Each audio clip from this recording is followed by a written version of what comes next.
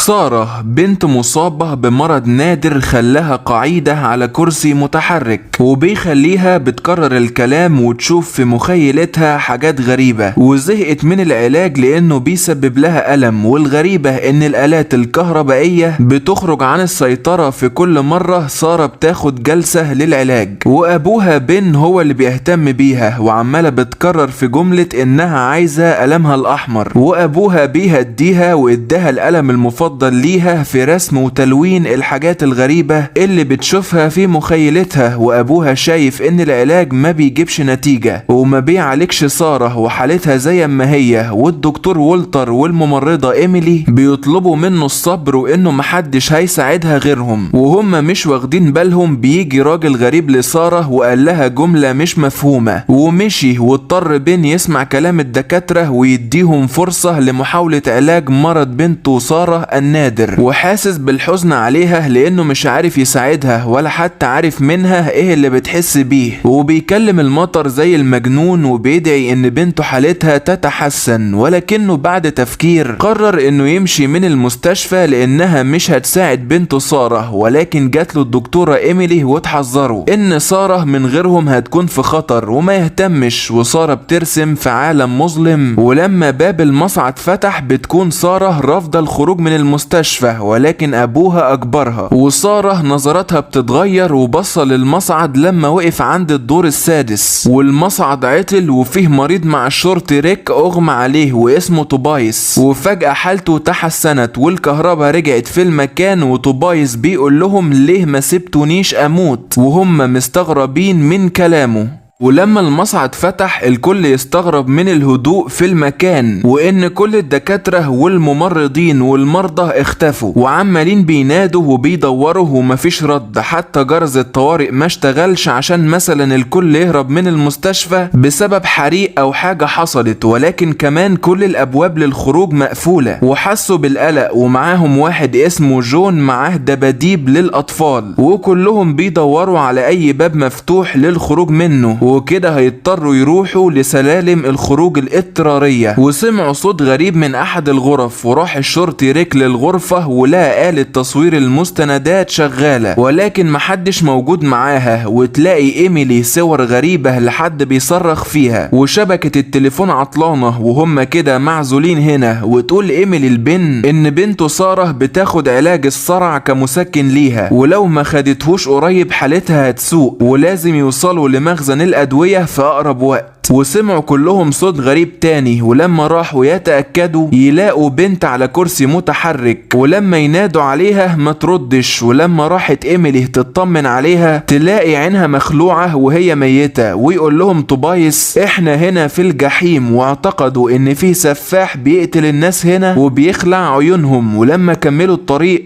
وصلوا لسلالم النزول للدور اللي تحتهم، وسمعوا صوت غريب من المكان. الصوت مرعب وبيتنبأ ليهم بالموت، وضرب عليهم نار ووقع جون الدباديب وجريوا بسرعة واتجهوا لأقرب مكان يهربوا بيه من السفاح، وهو الدور الخامس. وقفلوا على نفسهم، والميكروفونات والتليفونات الأرضية مش شغالة برضو. ويقول لهم توبايس كل اللي بيحصل فينا ده هو بسبب سارة، الكائنات دي عايزاها هي، وما يهتموش بكلامه. وسامعين صوت خبط جامد على الباب، ولازم يمشوا من هنا بسرعة ويحاولوا يخرجوا من المستشفى. وسارة هادية على الآخر.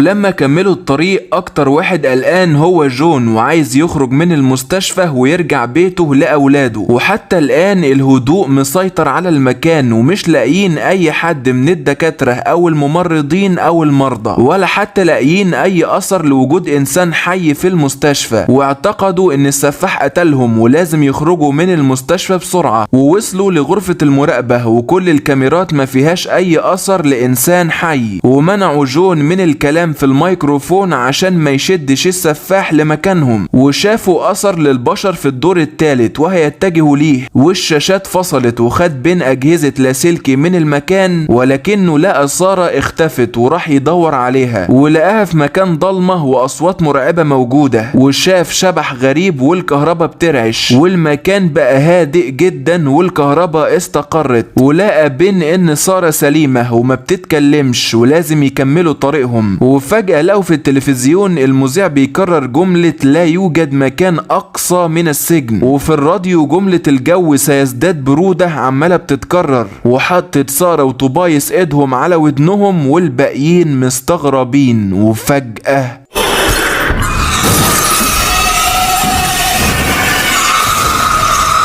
شبح هجم عليهم وهو نفس اللي بن شافه مع سارة، وجريوا لسلالم الخروج، ولكن الشبح هجم عليهم وقرروا يستخبوا منه في الدور الرابع. والشبح بيطاردهم والازاز بيتكسر، ومسدس ريك الشرطي ما بيمنعش الشبح، وبالغلط شغل جون اشعة اكس والشبح بسببها اختفى، ودي نقطة ضعفه. وراح بن وايميلي يشغلوا سارة بالرسم عشان ما تخافش من اللي بيحصل، وطوبايس بيقول لهم كلنا هنموت، ولكن بن شاكك فيه انه عارف اللي بيحصل لهم لانه حط ايده على ودنه قبل ما الشبح ما يظهر اصلا، لكنه عارف انه هيصرخ وانه هيظهر. وكل اللي طوبايس قاله ان الشبح ده اسمه ملكة الصراخ. ويقول جون ما هو يمكن يكون فيه غاز اتسرب من المستشفى بالغلط وسبب لنا هلوسات جماعية، كل اللي بنشوفه ده اكيد خيال، ولازم نستنى لحد ما نفوق كلنا وهنتحرر. ولكنهم مش مصدقينه، فسابهم ومشي وبيدور على شبكة تليفون ومش لاقي. وهيكمل جون الطريق لوحده للبحث عن مخرج من هنا. وسارة عمالة بترسم في رسومات كلها ظلام، ورسوماتها كلها هي عبارة عن مراحل هم كلهم هيمروا بيها مع بعض بسبب الكائنات المرعبة اللي بتشوفها في مخيلتها. وهم بدأوا يلاحظوا كده، ووصل جون لباب المصعد ولقاه شغال، وهينزل به للدور الأرضي عشان يخرج من المستشفى، ولكنه سمع صوت غريب من وراه والباب فتح. ولاحظ ان الساعة كمان واقفة والصوت بيزيد وبيقرب عليه من تحت المصعد، وحاول يهرب ولكنه فشل والباب قفل عليه. وسمع بن وريك الشرطي صوت صراخه وراحوا ينقذوه، ومش عارفين يفتحوا الباب. والوحش من تحت جون بيخبط، وجون بقى محاصر. والوحش ظهر وحاول ريك يضربه ونجح يبعد الوحش عن جون وانقذه. وطوبايس لقى مسدس الشرطي ريك وعايز يخلص على نفسه لانه عايز يموت ويرتاح، ومش عايز يبقى في عالم الجحيم في المستشفى هنا. وايميلي مش عارفة تهديه، وفجأة سارة تتكلم وتطلب منه يستسلم. وفي نهاية المرحلة هيرتاح، وأثرت عليه وخدت ايميلي منه المسدس، ولكنها تستغرب لما لمست ايده انها باردة جدا اكنه ميت اصلا. وبن وريك بيخرجوا جون من المصعد. الوحش ظهر من تاني وهو اكل للحوم البشر وعايز ياكل جون، واصابه في رجله وضربوا الوحش ووقع مع الاسانسير اللي حباله اتقطعت. وكده هم شافوا الوحش والشبح ولسه السفاح والزومبي. وراحت ايميلي تعالج اصابة جون، ولو هم بيها لويسو زي ما كان جون بيقول ما كانش جون هيحس بألم اصابة رجله. وطوبايس خايف وبيقول لهم سارة الكائنات دي عايزاها، وبن مش مهتم وقلقان من رسومات سارة بنته اللي كلها ظلام ومش بتفسر ليهم حاجة ولا حتى بتكلمهم ولا بترد عليهم. وكده لازم يكملوا طريقهم للخروج من الدور الرابع والمستشفى كلها. وهم مكملين طريقهم عمالين بيسمعوا صوت غريب، وراحت ايميلي للميكروفون تطلب المساعدة، وفرحت لما لقت الميكروفون شغال بس المرة دي بدون فايدة لانه عمال بيكرر نفس جملة المساعدة اللي قالتها ايميلي اكنها بتسمع نفسها. وسارة مستمتعة بالاحداث هنا، ونزلوا على سلالم الخروج ولقوا حيطة سد قدامهم، وورا الحيطة دي موجودة غرفة الادوية اللي فيها علاج سارة المسكن. وحاولوا يكسروا في الحيطة ولكنهم سمعوا صوت الوحش وحسوا بالقلق ولازم يستخبوا وهيكسروا الحيطة بعدين. ووصلوا للدور الثالث وهم ماشيين عمالين بيشموا ريحة موت في المكان، ومصدرها هي جثة الدكتور وولتر المعالج لسارة. ولقوا في ايده مسجل صوت، ولما شغلوه لقوه بيقول ان الكائنات المرعبة الموجودة هنا هي من عالم الجحيم ومحصراهم في المستشفى ومش هتحررهم غير لما يخطفوا سارة. ولما كملوا طريقهم لقوا ريحة الموت انتشرت جدا في المكان، وده بسبب جثث الدكاترة والمرضى والممرضين اللي الوحوش كلوها. ولقى الشرطي ريك حد مراقبهم عند الباب وكسر عليهم الحيطة وكلهم جريوا ما عدا طوبايس. والغريبة ان الوحش مهتمش بيه وراح يتتبع الباقيين، واستخبوا في مكان وقفلوا على نفسهم، ولكن الوحش كسر عليهم الباب. ورصاص الشرطي ريك مش مأثر على الوحش الوحش وجري على ريك عشان ياكله ويقتله، وريك ضحى بنفسه عشان يدي فرصة للباقيين انهم يهربوا بسرعة وينجوا بحياتهم. وهم مكملين طريقهم عمال جون بيزن على بين ويقول له لازم تسلم بنتك سارة للكائنات دي، وده زي ما توبايس قال وكمان التسجيل اللي كان مع الدكتور وولتر. ولكن بين يرفض ويقول له مستحيل انه يضحي ببنته عشان ينقذ شخص طماع واناني زيه، ولكنهم لقوا العالم بره ثابت والمطر قطراته لا تتحرك زي الرعد والبرق الثابتين كمان، وده بيفسر ان ساعة جون ثابتة اكنهم في دوامة زمنية ثابتة منفصلة عن الارض.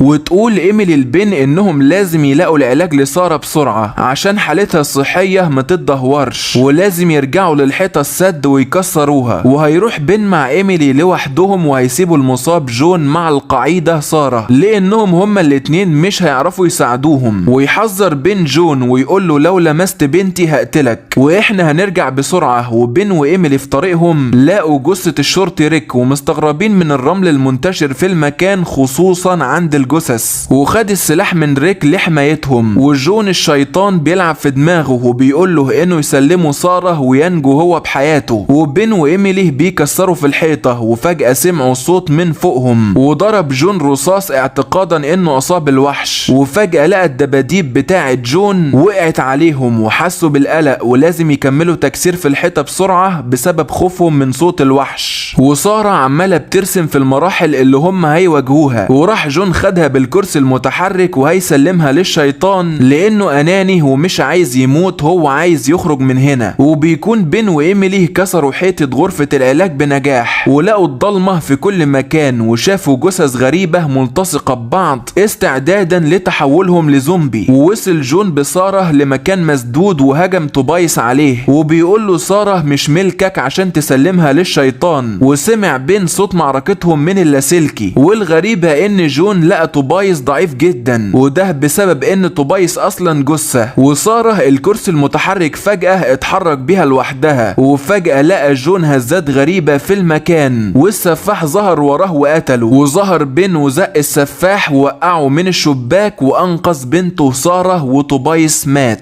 وكملوا طريقهم وخرجوا من الدور الثالث بعد ما اكتشفت ايميلي ان توبايس اصلا ميت من 3 اسابيع، عشان كده جسمه كان بارد جدا. وبيحاول بين يكلم بنته سارة عشان تقوله على مخرج من المستشفى او اي تفسيرات عن اللي بيحصل لهم هنا، او حتى تحاول تمنع الكائنات دي من الهجوم عليهم، ولكنه فشل. ووصلوا بيها لغرفة العلاج ولكنهم لقوا العلاج كله اختفى، وكده حالة سارة هتبدأ تتدهور. وكملوا طريقهم ووصلوا للدور الثاني ولكن سارة اختفت. وانقسم بين عن ايميلي للبحث عن سارة، وايميلي بتتواصل معاه من خلال اللاسلكي. وسمعت صوت الوحش اكل لحوم البشر واستخبت منه وضللته وهو بياكل في الجثث، وراحت على الصاعق الكهربائي واستخدمته باكبر قوة ليه وقتلت الوحش اكل لحوم البشر. ولقى بين باب اتفتح ليه ورجع للمستشفى قبل ما تكون مهجورة، ولكنه للأسف محدش شايفه ولا حتى سمعه، اكنه هو بقى شبح بالضبط وراح يلمسهم حتى، وفشل انه يشد انتباههم ليه ولقى نفسه معزول في وسط البشر هنا. وايميلي بتهرب هي بتكلمه في اللاسلكي وخايفة وعايزة توصل له بسرعة، وهم كده يا صديقي قتلوا وحش وسفاح، فكده بقى الشيطان والزومبي. ويقول لها انه مستنيها عند غرفة رقم 235، وهي وصلت لها فعلا ولكن في قسم المستشفى المهجور، ومفيش غير غرفة واحدة وبس اللي برقم 235. وكده بين لازم يرجع للمستشفى المهجورة من تاني، ونجح يعمل كده وكلم ايميلي في اللاسلكي انه لقى سارة والباب اتقفل، وظهر الزومبي بعد ما تحول خلاص وبيهجم على بين ومش قادر بين عليه، ولكن توبايس ظهر وهجم على الزومبي وادى فرصة لبين يهرب مع سارة.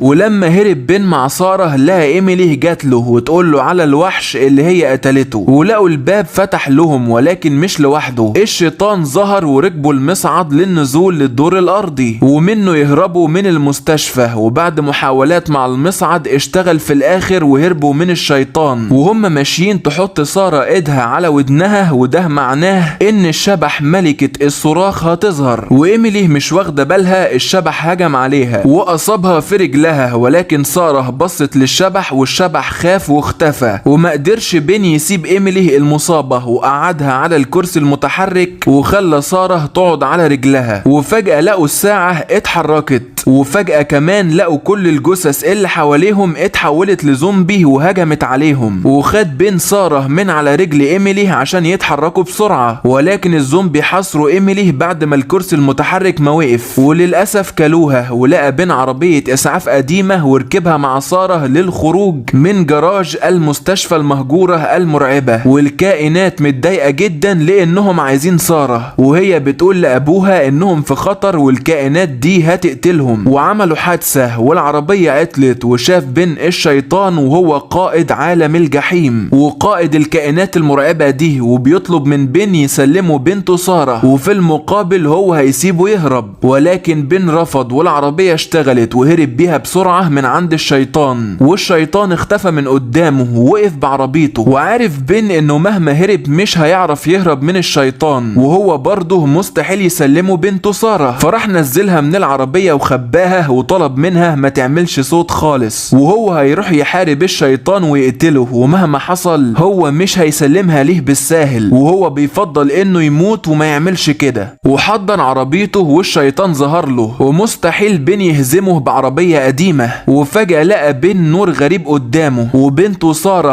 القعيدة واقفة على رجلها وسيطرت عليه بسائل اسود لحمايته واختفى. وراحت للشيطان القائد وتقول له انها مش ملكه، وهي اصلا اقوى منه بكتير وهتطرده من مخيلتها. ولانها اقوى منه بكتير فعلا الشيطان اتدمر. القصة يا صديقي ان كل الاحداث دي هي عبارة عن تخيل من مخيلة سارة لما كانت في جهاز العلاج وابوها بين معاها. حتى القلم المفضل بتاعها مش لونه احمر، ده ازرق. ولكن قدرت سارة من الاختبارات دي انها تحارب الشيطان وتهزمه في مخيلتها اللي كان عايش فيها. وكده هي اتعالجت وحررت نفسها منه، وحالتها بدأت تتحسن. والدكتور وولتر والممرضة إيميلي بيطمنوا بين انها مع العلاج المستمر هتخف نهائيا. والشخص الغريب اللي جالها في الاول هو العجوز توبايس، كان ساعتها بيتنبأ بالاحداث وبيشكرها لانها كده خلاص خليته يموت وروحه هدأت وانتقل بسلام للعالم الاخر وما بقاش حاسس بالبرودة خلاص. بس كده يا شباب، دي نهاية الملخص.